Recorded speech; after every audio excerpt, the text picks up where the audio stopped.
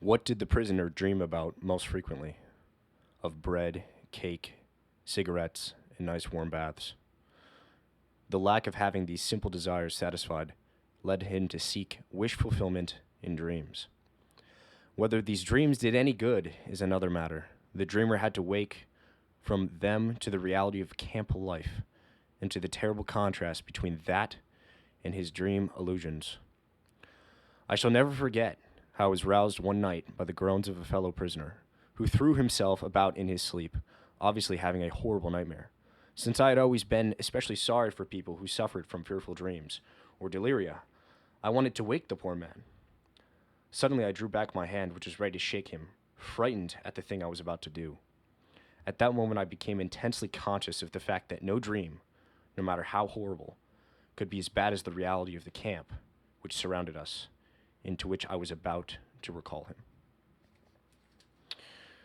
That is a passage from Viktor Frankl's Man's Search for Meaning.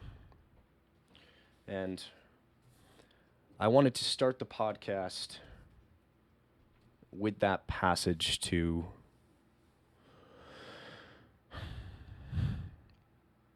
help facilitate the reality of what exactly Viktor Frankl both went through and what exactly he detailed in his book. Viktor Frankl was a psychologist, psychiatrist, a doctor that lived through World War II and the Nazi death camps. And he lived through about 3 years of the camps, going from several different camps, including Auschwitz, where he spent a significant period of time. Over that course of time, he lost, I believe, every single member of his family, at least immediate family, that is, including his wife, whom, if she had lasted several more months, would have been liberated.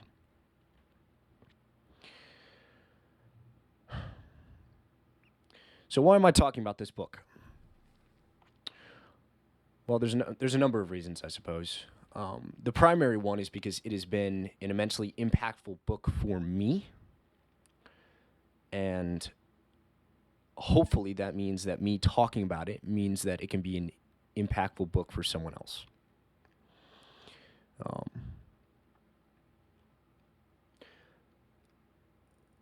What's interesting about the book is Dr. Frankl didn't even want to publish the book with his name on it. He wanted it to be anonymous. And his friends actually convinced him to do so, and eventually became a bestseller internationally. The book details, from a psychological perspective, the progression of the prisoner from arrival at a camp to either their eventual death or liberation.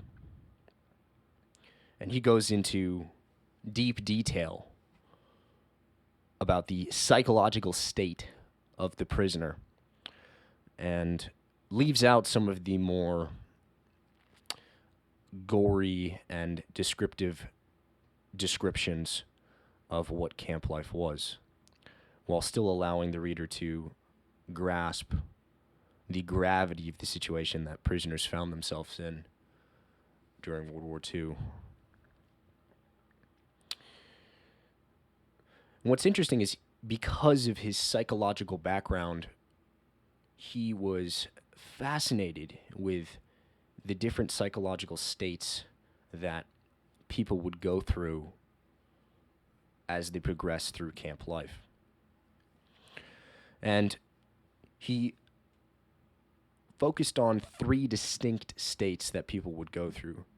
The first of which would just be shock at their situation, commonly followed by a humorous element. And then the next phase would be apathy and what he called emotional death, where, as he described it, an individual would revert back to their more primitive state in a regressive way and focus on the most basic of human drives, primarily food, because everyone was starving in the camps. And finally, the final stage is after liberation, there was this disillusionment with life. This inability to grasp the new reality around oneself and the psychological, the absolute catastrophe of your psychological state. Trying to grasp upon the reality that you are now in, wondering at every waking moment if you are in fact just dreaming, as had so often happened in the camps. Another interesting feature about the camps that he focused on, and this is something that a lot of people don't actually know, is the camps were largely run by the inmates themselves, and this was a common theme for the Nazis, but also for the Stalinist and Soviet Russia, where the term Gulag first originated. And they called the trustees or the particular inmates that would oversee the camp and be in charge, Capos. And they were particularly selected for their cruelty and their complete lack of psychological moral drives. And that's so interesting that the very people that had been imprisoned became the people that were the most depraved and most evil to their fellow men. Which shows you the depths of human cruelty, that when you are imprisoned with your fellow brother, some people make a very distinct choice to abandon morality and abandon what is good. And this was something that he focused on particularly, and that choice that people had in the concentration camps. And I actually encountered this book, to give a little bit more background. I encountered this book, I believe, when I was 17, and I've read it now twice. Once about 6 months ago, for a number of different reasons. But I remember when I first read it when I was 17, I was struck by some of the stories that he talks about, but also the psychological states of the prisoners within the camp, and the choice that every prisoner had. And Dr. Frankl highlighted this to an extreme extent, to a certain extent. He highlighted the fact that at the end of the day, the one freedom that the camp could not rob you of was your own reaction to the camp and how you chose to conduct yourself. Whether or not you chose to allow the outside pressures and the suffering of the camp corrupt your soul to the extent that you became a capo, or whether or not you went to your death with dignity and with the Lord's Prayer on your lips. And that struck me. And I think the reason that struck me was because during the time that I read this particular book, I was reading a number of books. During the time that I read this, I was relatively nihilistic. And I'll briefly define what I mean by that. Nihilism is commonly described as the belief that life has no inherent meaning. And I think that's too basic of a definition. It certainly does a decent job of describing it, but what I really think it is a nihilist is truly thinking, due to the undisputable reality of the negative meaning produced by life's suffering and our limitation as human beings, how can there possibly be a positive mode of being that can justify the suffering. And thus despair ensues. And coming from someone that wrestled with that particular question, what is there a motive being in life? Is there enough positive meaning to justify the absolute catastrophe of existence in and of itself? And for someone living in the 21st century in the US, from a material perspective, that's absurd. But that was a very real question that people certainly ask themselves today, including myself, but becomes even more pertinent in a place like the Nazi death camps.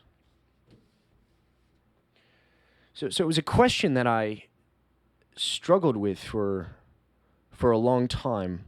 And at the time that I was reading Frankl, I was also reading a number of other works, including The Gulag Archipelago by Alexander Solzhenitsyn, which was a recount of the absolute catastrophe of the Soviet state under Stalin, eventually collapsing in the late 20th century. And I also read another book called The Rape of Nanking, which was a account of the horror that occurred in China when Japan invaded and sacked the city of Nanking, which detailed in gruesome detail the acts of atrocity that were committed in the scale of hundreds of thousands over the course of months. And the reason that I got drawn to these books, the reason that I sought them out, was because the reality that was being presented to me in my community did not align with the questions that I was asking about the meaning and validity of existence. I was so overwhelmed by the reality of our own limitation and suffering that the classic nihilistic question of, would it be better if there was nothing instead of something, deeply troubled me, deeply. And growing up in a Christian household and in a Christian high school, there was a certain perspective that was presented about where exactly to find meaning. And primarily it was described as finding meaning, although that word was rarely used. Finding purpose, finding validity, self-esteem in a relationship with Jesus. And I could do a whole podcast on what that means, or several books that should be contemplated for decades. But that was a particular perspective, and it was a rather rosy perspective. It was a rather optimistic perspective that simply did not align with the psychological state in the questions that I had at the time. Now, that doesn't mean that perspective doesn't have a point, and I don't want to throw the baby out with the bathwater. I don't want to strawman the education that I had, because I think there's an immense amount of positivity and advantages to the environment which I grew up. But and to add on to that, I'm very cognizant of perhaps my unique psychological state at the time, that certain people simply weren't asking the same questions I had in the way that I was asking them. But nonetheless, the point is that the message that I was being presented did not resonate with me. And you add on to this, of course, the fact that I was relatively rational and logical. I always found rational arguments to be the most coherent and cohesive. And I would try to employ that tool within the realm of religion. And it would only get me so far. Certainly can be quite useful. But it seemed like the wrong tool to me, because the answers I was coming up with were not sufficient. So during this time, I stumbled across, again, several books that I listed, and one of which was Viktor Frankl's Man's Search for Meaning. And given the title, it, well, obviously drew me to it simply because of the psychological state that I was in at the time. And what's also interesting about Frankl is so the first part of the book is his recount of his experiences in the concentration camps. And then the second part is essentially his, let's call it, chief psychological practice. And he called it logotherapy. And essentially it was meaning therapy. Logo means meaning, truth, to a certain extent. And he believed that the answer to the catastrophe of existence was to find a sufficient positive meaning in life to justify the suffering. And that was exactly the question I was asking, that I didn't really think had an answer. Or at least, I take that back, that I was uncertain of in regards to the answer. And back to my fascination with these books was the initial impetus for me to look into them again was that the reality that I was being presented did not resonate with my psychological and religious state at the time. And there was a lack of realness. There was a lack of grounding in what was being presented. I could criticize it rationally. And I think that's partially because I didn't really know what it meant.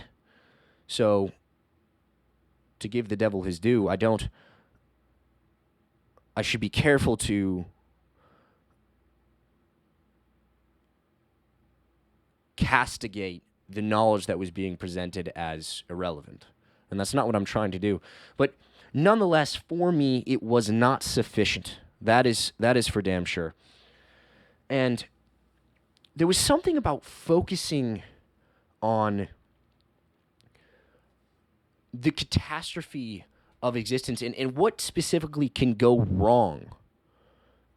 And we have no better example of this than what went wrong in the 20th century, which was the bloodiest century in human history by great leaps and bounds. There was something real about that. There was something undeniable about that. The emotions that I experienced, the absolute horror that manifested itself when reading these passages, when reading the Gulag Archipelago, when reading about what exactly transpired in the sacking of Nanking. There was something undeniably wrong about that. And when you're in a nihilistic, quasi-moral relativistic state, when you're questioning the very goodness of living as such, having something that you can say, this is wrong, having something that manifests itself in a way that destroys rational critique, in a way that is incapable of being rationally criticized, reading the passages that I read about the true depths of human evil was therapeutic in such a perverse way in some sense, because it gave me a framework. It gave me something that I couldn't doubt in my relativistic state. That despite my best rational criticisms of saying, oh, well, who really cares? In 1,000 years, who's going to give a crap about what happened? It's just the wrong answer. The consequences of an answer like that is an exponential increase in the very thing that made you conclude that in the first place.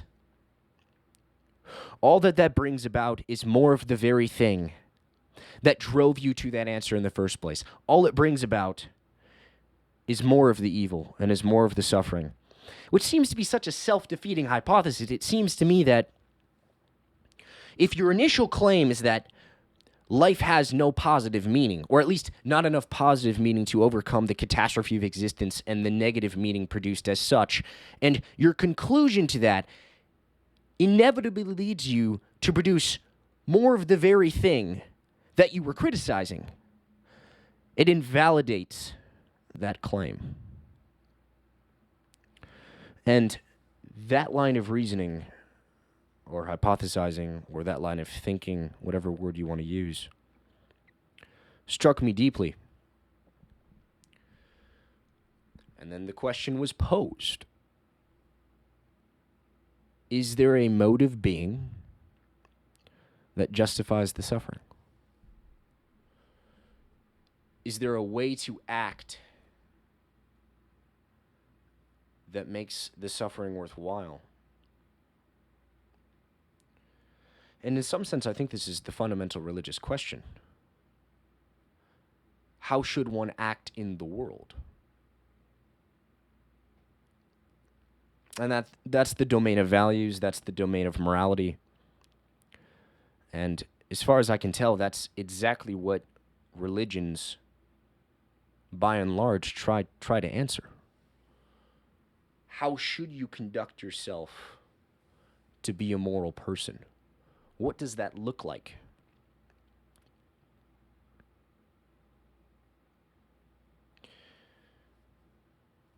And I became somewhat obsessed with that question.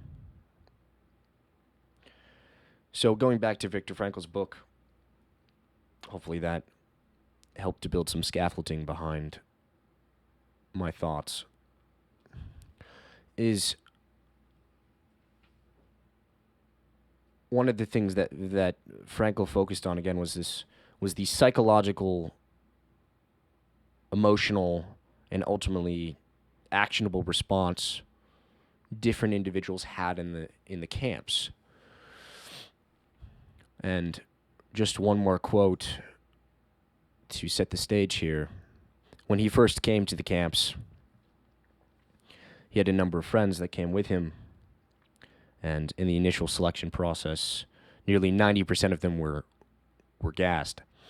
Now, to put yourself in the psychological state of someone that's entering such a camp, there's something...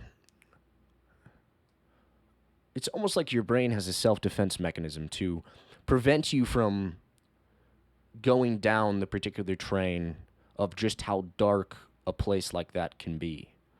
And perhaps it's naivety, but perhaps it's simply the shock, as he details, of entering into such a place where the depths of human darkness and evil are simply incomprehensible until you experience it. And as he enters the camp, this exchange happens. We who were saved, the minority of our transport, found out the truth in the evening. I inquired from prisoners who had been there for some time where my colleague and friend P had been sent. Was he sent to the left side? Yes, I replied. Then you can see him there, I was told. Where? A hand pointed to the chimney a few 100 yards off, which was sending a column of flame up into the gray sky of Poland. It dissolved into a sinister cloud of smoke. That's where your friend is. Floating up to heaven, was the answer. So he walked into this environment where 90% of the people that he knew were immediately killed. Following that, of course, most people were simply starved to death or worked to death.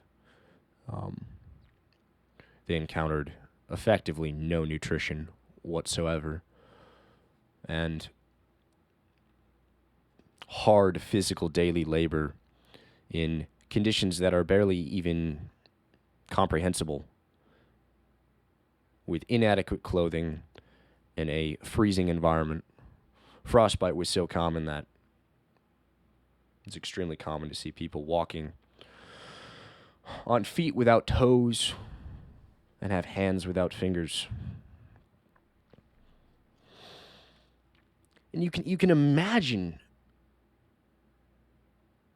well, maybe you can't, but you can at least try to imagine the psychological state that one would find themselves in such a situation, where the questions of life's meaning are pushed to the forefront. There's no way to avoid those questions anymore. And he focused on these people that just refused to corrupt their souls. They refused to give in to all of the incentive structures to care nothing for their fellow man and live in their last days a selfish, immoral life. And he focused on the people that lived nobly to their last breath. And he asked this question: why would they do that? Given the absolute catastrophe of the situation that they found themselves in, why are they refusing to give in? And another quote that illustrates this is as follows: "We who lived in the concentration camps can remember the men who walked through the huts, comforting others, giving away their last piece of bread. They may have been few in number, but they offer sufficient proof that everything can be taken from a man but one thing, the last of human freedoms, to choose one's attitude in any given set of circumstances, to choose one's own way. It is this spiritual freedom, which cannot be taken away, that makes life meaningful and purposeful." And that was a pivotal shift where Dr. Frankl recognized that, and it changed his trajectory in terms of his response to the concentration camp. And he lays out this set of propositions about how to find meaning in life, and they are as follows. He makes the case that there are three ways to find positive meaning in life. The first being through work, the second through love, and the third through suffering.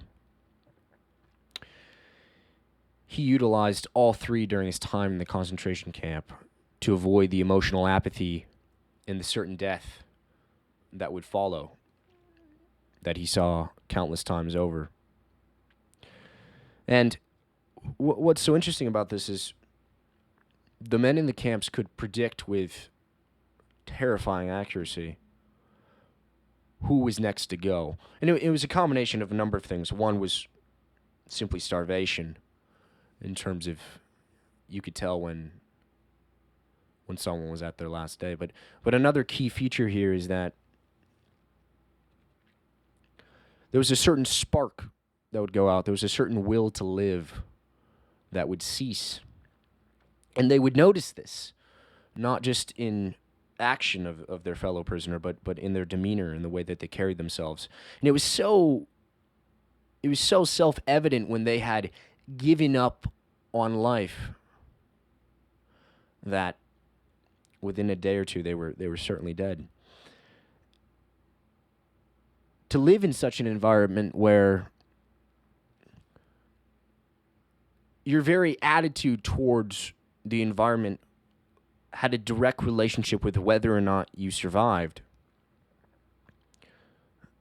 such a fascinating thing when you have these extreme examples where there's no other forces. It is simply you in hell deciding how you respond.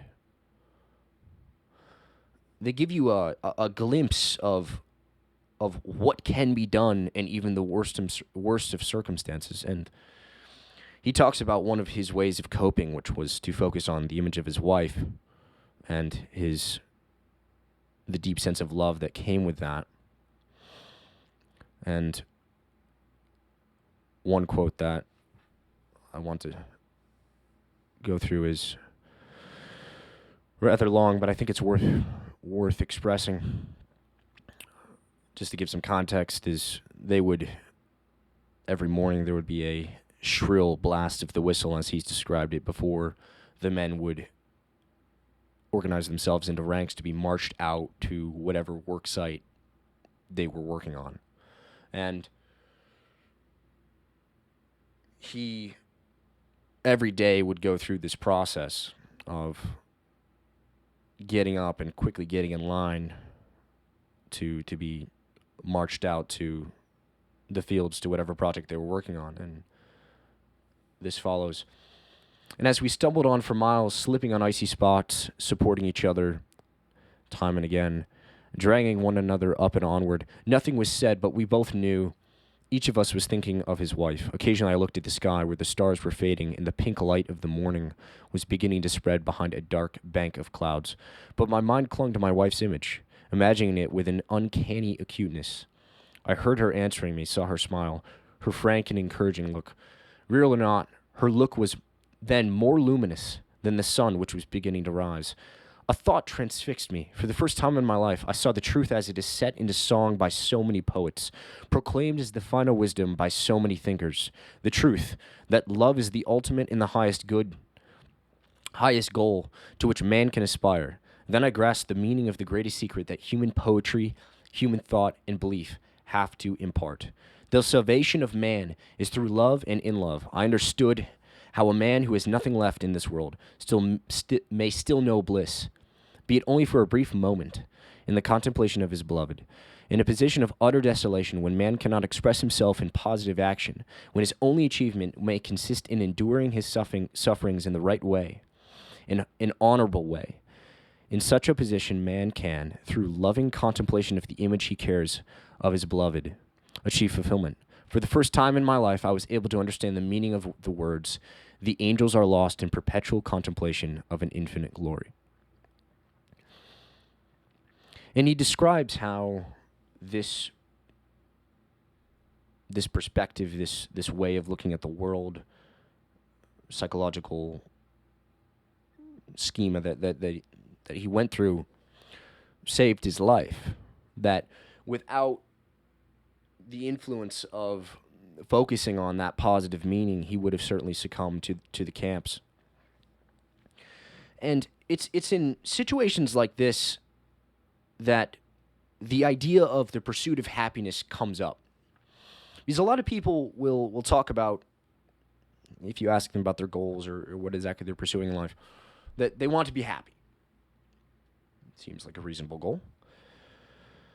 Now, the issue with this becomes starkly self-evident in places like the concentration camps. And the basic thesis goes like this, is that happiness is a byproduct of an underlying mode of being in life. And it comes as a blessing when it does. But it doesn't have the same depth or weight as love or meaning or brotherhood or sisterhood. It doesn't have the same weight to contend with the catastrophe of existence itself. For example, a loved one gets cancer. There isn't going to be much happiness in that situation. Happiness cannot be the only thing that's holding you together. It doesn't have enough depth. It doesn't have enough weight to do it justice. And this drives me crazy when people say, "Oh, I just want to be happy. I just want to experience happiness in my life. That's my ultimate goal." And I think it's not deep enough. It's missing the point in some serious way. And the book illustrated this in a way that was incontrovertible to a certain extent, that happiness just doesn't cut it, that it is not an antidote to the suffering of existence. And he talks also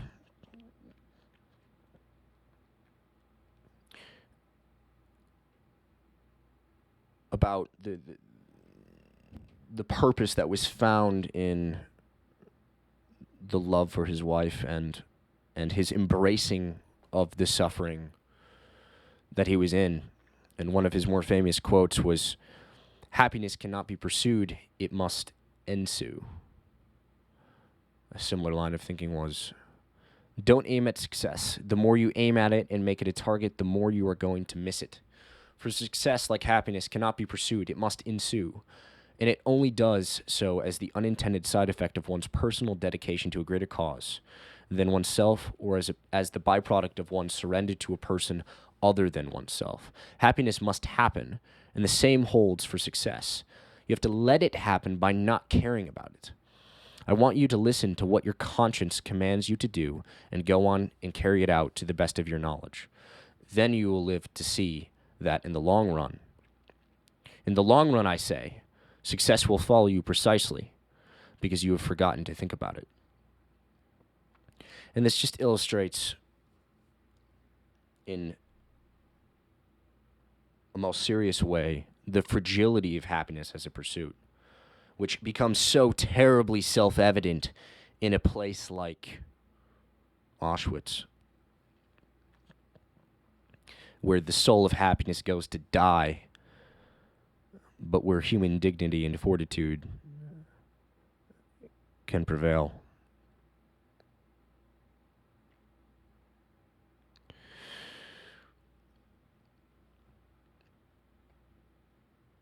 And this resonated with me. On a personal level, this just resonated with me. This voluntary acceptance of one's suffering, of one's state, and the choice that we all have to choose our response to it. And what terrifies me to think about this, and what motivates me too, is I'm relatively convinced that if I were in his situation, I would not be the person that remained brave and full of dignity to my death. And perhaps that's a worthy goal, to build up your character and who you are as a person to the extent that in that situation you could be called righteous. You could be called someone that went to the gas chambers with the Lord's Prayer on your lips. Maybe that is a goal, or at least as a first pass, is not a bad approximation. Viktor Frankl also was heavily influenced by Dostoevsky, who wrote several famous books, including Crime and Punishment, where Dostoevsky makes the case through his absolute genius of literature in a story form that morality is not a rational game, that morality in the conscience is ingrained into us in such a way that regardless of our attempts to suppress that moral voice, it will come for us eventually. And one of the quotes that Dostoevsky once said that Viktor Frankl talks about is, "There's only one thing I dread, not to be worthy of my sufferings." And Viktor Frankl goes on to say, "These words frequently came to my mind after I became acquainted with those martyrs whose behavior in camp, whose suffering and death, bore witness to the fact that the last inner freedom cannot be lost. It can be said they were worthy of their sufferings. The way they bore their sufferings was a genuine inner achievement. It is this spiritual freedom, which cannot be taken away, that makes life meaningful and purposeful." And perhaps he's right. The alternative is catastrophe.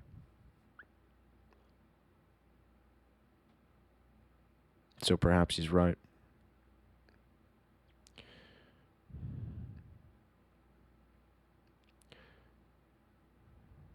And I think this question of meaning, this question of your why, as Nietzsche would put it, those who have a why can bear any how. This question of what your why, your purpose, how exactly you're going to conduct yourself in the world, is one that we in the West at least have seemed to forgotten. And Nietzsche was particularly terrified this in Beyond Good and Evil, where his proclamation of the death of God illustrated his perspective that the collapse of our more,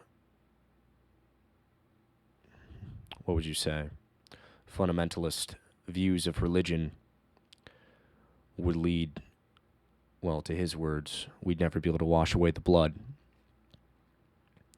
And that's exactly what happened in the 20th century. And it's possible that we still don't have a good response to the death of God, you could say. It's possible that our religious systems and our fundamental way that we view how to act in the world need to be updated. And this I think is true.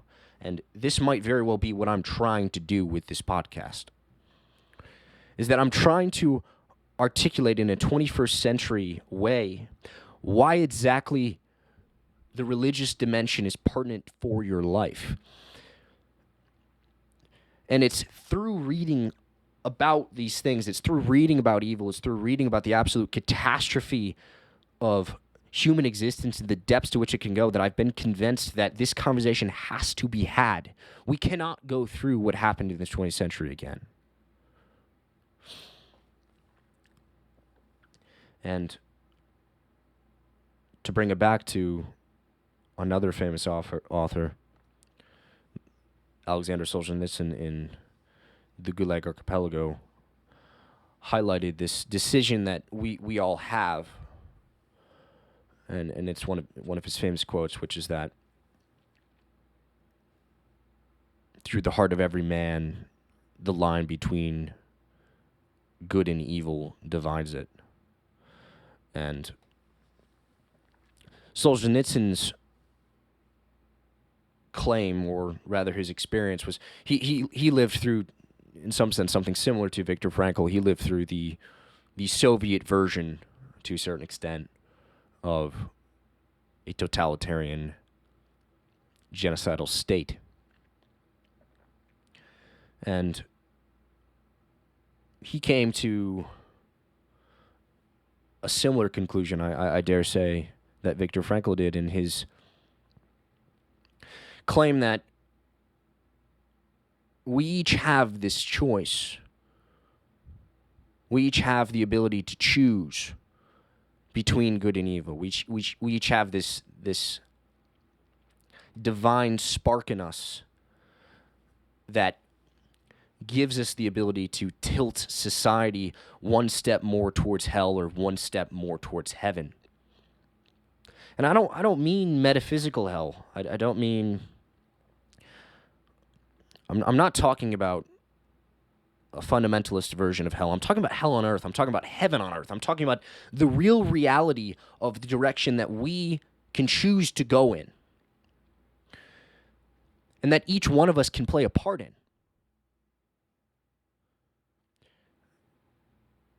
This choice that we all have.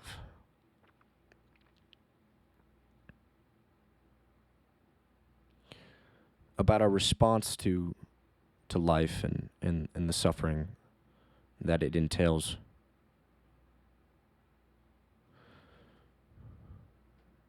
And I think we need to have this conversation more seriously. I don't think it's something that we can put off. I don't think it's something that is a conversation for church mornings or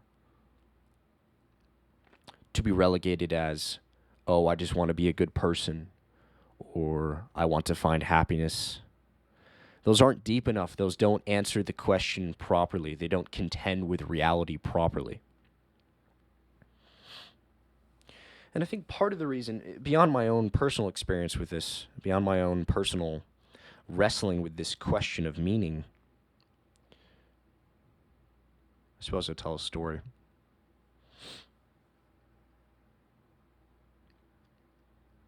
I had a friend in high school, and I believe I was 17 or 18 at the time. And this friend of mine, we weren't particularly close, but I knew him, and there had been a number of occasions where we hung out one-on-one, and He was about 3 years younger than me, I believe, and I dare say I tried to be a mentor to him. As bold of a claim as that is, I certainly tried, and he was having a rough time of it. He was failing at school. He didn't have any true friends. He was rebellious to an extent that was just counterproductive and stupid. He wasn't any good at sports, but his brother certainly was. On top of it, to my knowledge, I could be wrong about this, but I believe it's true, he suffered from fetal alcohol syndrome and was adopted. So he quite literally had irreversible damage to his brain and physiology that was no fault of his own. He was continuously bullied in high school. His parents certainly loved him, and there were people around him to support him, but it wasn't sufficient for him. It just wasn't, and he continued to degenerate, and there'd be moments where it felt like, okay, he's getting his act together, and there are moments where it seemed as if he was making progress towards the right path. But then he'd fall back into his old habits again. And on top of that, he had no social skills, no real ability to even form relationships. Whether that's romantic or even with just guys. It just wasn't there. And you knew he was troubled. You knew there was something going on there that wasn't good. But it's not always easy to know how to help someone in that state.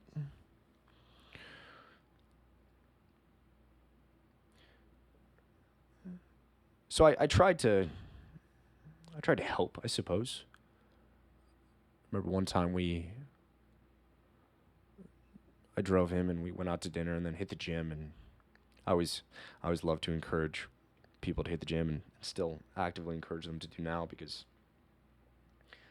there's not many better things you can do with your time than to do that. And on a more practical level, the link between they've done studies where they've compared antidepressants to consistent weightlifting or just consistent gym going, let's say, and there's no discernible difference. The consistent gym use is as effective, if not more effective, than antidepressants on depression.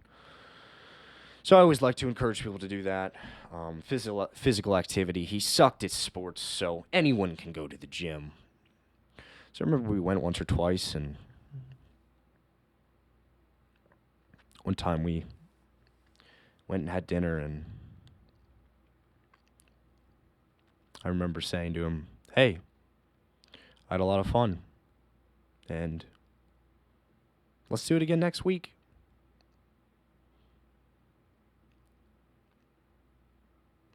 And a couple days later,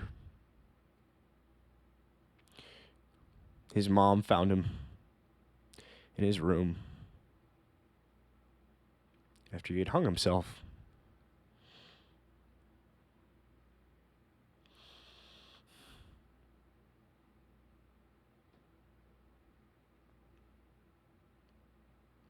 And he certainly didn't have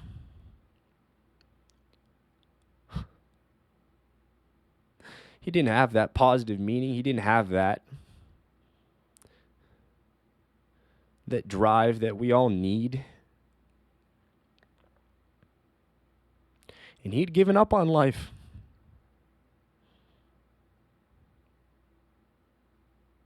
And fair enough, man. It's a hard life, and especially the one he had, but it's the wrong answer, and I do believe that.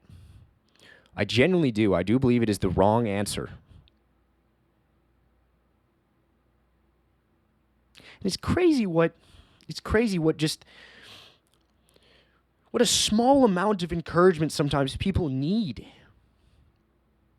What a word of affirmation, what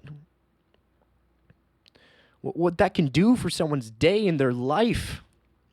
And he just didn't have that, not in sufficient amounts. And damn it, I thought every day since then, like,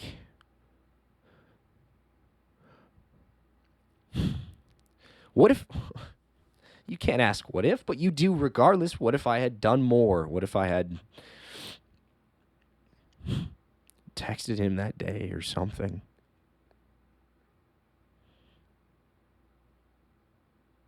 But you can't play that game. You can't, but it illustrates the point why we need to have this discussion.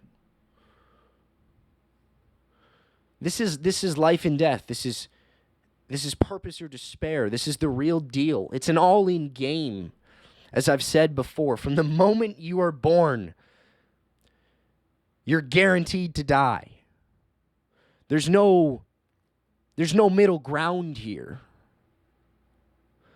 And we all have to contend with these realities. We all have to decide what exactly we're doing here and why.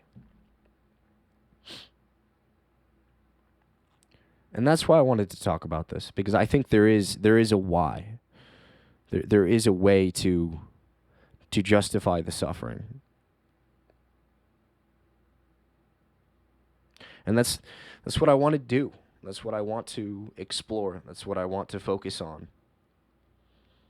Is that mode of being, that way of living and conducting oneself, such that, I mean, here's a worthy goal. Going to death with dignity.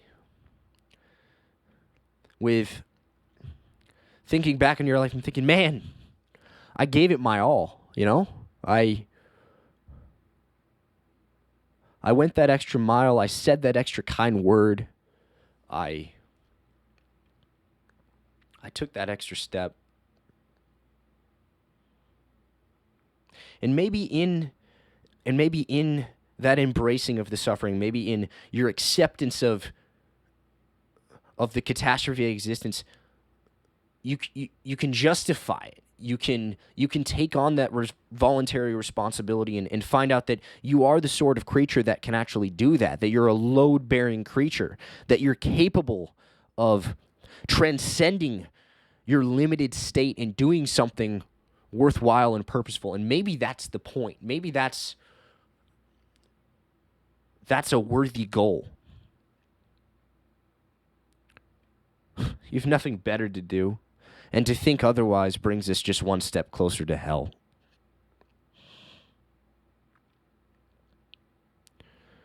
So maybe I'll end with that. Thank you for listening.